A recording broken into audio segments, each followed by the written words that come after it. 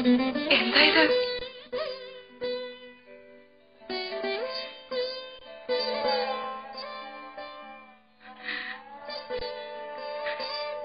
ഞാൻ തന്നെയാണ്.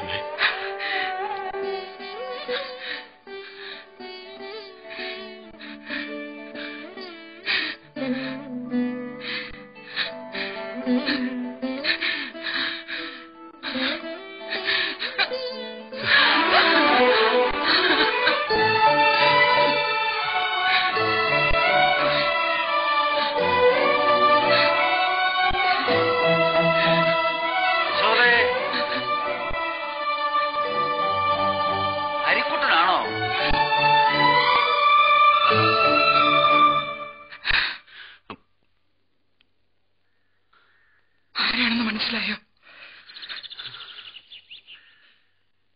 ചത്തിട്ടില്ല. അതറിഞ്ഞിട്ട് കൊല്ലാനാണോ വന്നത്? എന്നെ അങ്ങനെ വിളിക്കണ്ട.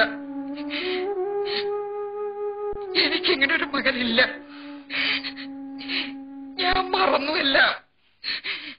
ഇതെനിക്ക് വേണ്ട.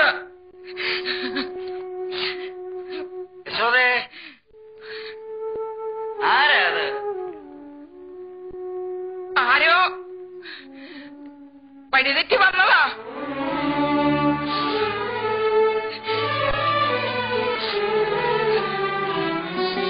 20 വർഷമായി ആ മുറിയിൽ നിന്ന് പുറത്തിറങ്ങിയിട്ടില്ല.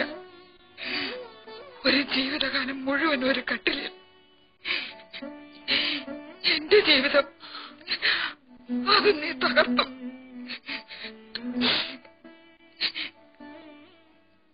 എന്നിട്ടിപ്പോ എന്തിനു വന്നു? അമ്മേ, വിവരവും വിവേകവും ഇല്ലാത്തൊരു പ്രായത്തിൽ അറിയാതെ ചെയ്തു പോയ ഒരു തെറ്റ്. അമ്മ മാത്രമുള്ള ഒരു കുട്ടി, ആ സ്നേഹം പലർക്കായിട്ട് പോണത് കണ്ടപ്പോ ഭ്രാന്ത് പിടിച്ചു പോയൊരു കുട്ടി. കുട്ടി സാധാരണ ഒരു കുട്ടി ചെയ്യുന്ന കാര്യമാണോ നീ ചെയ്തത്? വേണ്ട, ഇനിയൊന്നും പറയണ്ട. കഴിഞ്ഞത് കഴിഞ്ഞു. നിന്നോട് എനിക്ക് വെറുപ്പൊന്നുമില്ല. വാദിച്ചത്ത് കട്ടിലേ കിടക്കുന്ന ആ മനുഷ്യനോട് ഇത്തിരി ദയ കാട്ടണം. അതിനെങ്കിലും എന്നെ അനുവദിക്കണം. അമ്മ പറഞ്ഞു, ഞാൻ എന്ത് ചെയ്യണം? എന്ത് പ്രായശ്ചിത്വം ചെയ്യാം? ആത്മഹത്യ വരെ. അതെന്തിനാ? നീ നിന്റെ ഇഷ്ടത്തിന് എവിടെയെങ്കിലും പോയി സുഖമായി ജീവിച്ചോളൂ.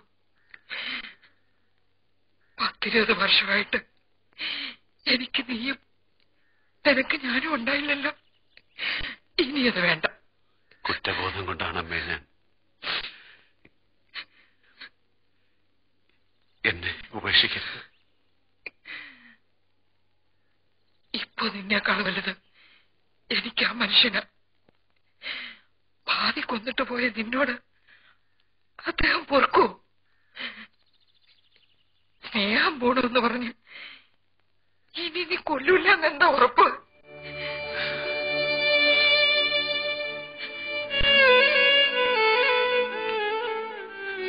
മതി അമ്മേ, സന്തോഷായി. അമ്മേനെ തൊട്ടല്ലോ, അത് മതി. ഈ ജന്മം അത് മതി.